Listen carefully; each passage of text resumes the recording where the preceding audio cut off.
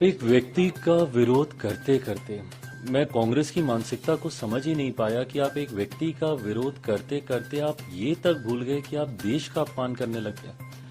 क्या भारत को बेचना, इसकी कल्पना भी कोई कर सकता है? ये सोच भी कैसे आती है कांग्रेस नेताओं के जहन में?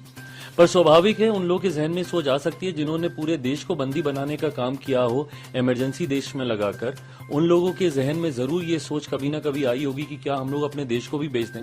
ये वही लोग हैं जिनके कार्यकाल में एक से एक बड़े घोटाले इस देश ने देखे। आज देश में एक ऐसा प्रधानमंत्री जिसने न सिर्फ देश में घोटालों पे, भ्रष्टाचार पे नियंत्रण लगाने का काम किया, एक ऐसा प्रधानमंत्री जिन्होंने अंतर्राष्ट्रीय स्तर पर हमारे देश का मान बढ़ाने का काम किया, एक ऐसे प्रधानमंत्री जिन्होंने एक गरीब परिवार से लेकर दुनिया में देश कैसे अपना नाम ऊंचा करे, अंतर्राष्ट्रीय स्तर पर कैसे भारत का सम्मान बढ़े, अंतरिक्ष के माध्यम से कैसे दुनिया में भारत की पहचान बने, हर स्तर पर उस व्यक्ति ने काम करने का काम किया। एक ऐसा व्यक्ति जिसने गांव में महिला के स्वास्थ्य की चिंता करके शौचालय तक की भी सोच रखी, तो वहीं अंतरिक्ष के माध्यम से देश को कैसे सुरक्षित रखा जाए, इसकी भी चिंता उस प्रधानमंत्री ने की। और उनके लिए आप इस तरीके की भाषा का आप इस्तेमाल कर रहे हैं।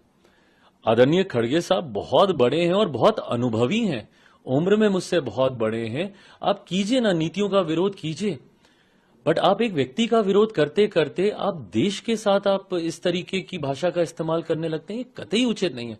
आप हमारी सरकार को नीतियों पे घेरिए, आपको जितने सवाल हमारी सरकार से करने हैं आप कीजिए, आपके पास पूरा हक है, पूरा अधिकार है, पर इस तरीके की भाषा का इस्तेमाल करना हमारे देश के लिए ये कतई उचित नहीं है। मुझे नहीं लगता कि कोई भी भारतीय इस बात को कभी भी स्वीकार करेगा या आपका कभी भी सम्मान करेगा जिस तरीके की भाषा का आपने इस्तेमाल किया देश को बेचने का। ये सोच किसी भारतीय के जहन में नहीं आ सकती। अगर आदरणीय खड़गे साहब अगर ऐसी सोच को भी रख रहे हैं तो कहीं ना कहीं ये चिंता की बात है। चैनल को like, comment, share and subscribe जरूर।